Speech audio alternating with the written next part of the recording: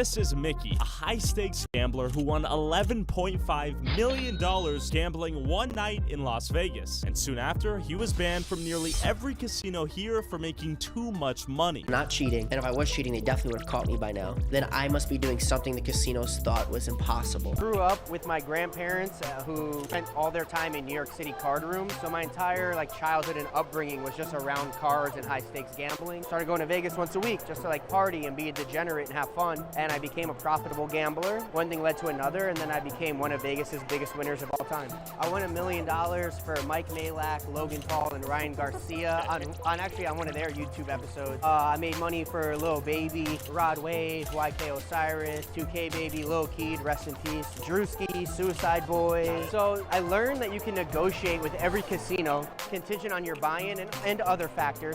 So it went like this. I had 200 bucks. I sat down at a blackjack table for $25 a hand.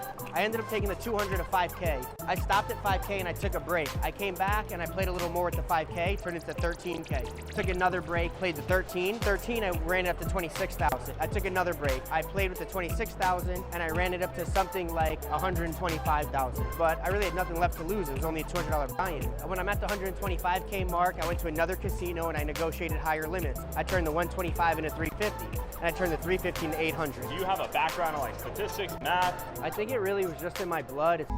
When Mickey gambled here full-time before being banned, Vegas would treat him like a king, enticing him to stay here 24/7 in the hopes of him losing millions here at these tables. What would they do for you? Would they throw a jet your way? Get you some pretty ladies to give you some sushi on the plane, or what? Yeah, they gave me a 200-passenger jet for myself, and I can use it as often as I want, as many days as I want, go anywhere I want with it. They let me have a residency in all the villas. Another casino gave me a Rolls Royce. They furnished one of my penthouses, VIP access to everything.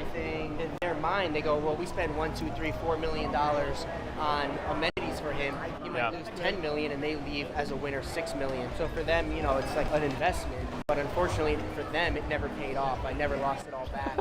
So fans everywhere showing love to Mickey. I wanted to see if he could show me how good he was at gambling at one of the few casinos in Vegas that he wasn't banned from yet. All right, we got 500 bones. How much can we turn this into? It's either gonna be 0 or it's gonna be 2,500. I'll do the gambling, you be my coach. How about that? Whatever you want. When you come to the casino, are you playing any of these games?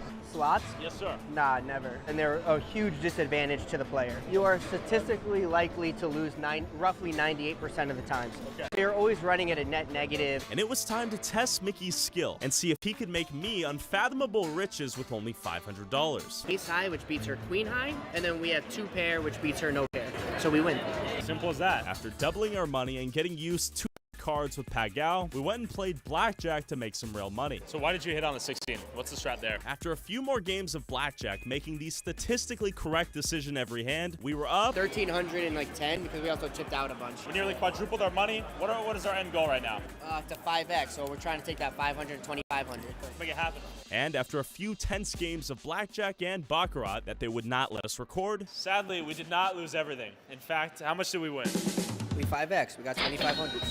The point of this was to show that we lose all our money. But sadly, Mickey's too good here. That's exactly what we did. We stuck to schedule, and we won 2,500 from 500, just as we planned. But for the average person gambling, that's probably not going to happen, right? And that's why I was a little nervous to play. I don't want people to think that it happens for everybody, that it happens all the time. I don't want people to see this and then be like, I'm going to go spend my last 500 because it'll become 2,500. Way more likely that their last 500 becomes 0.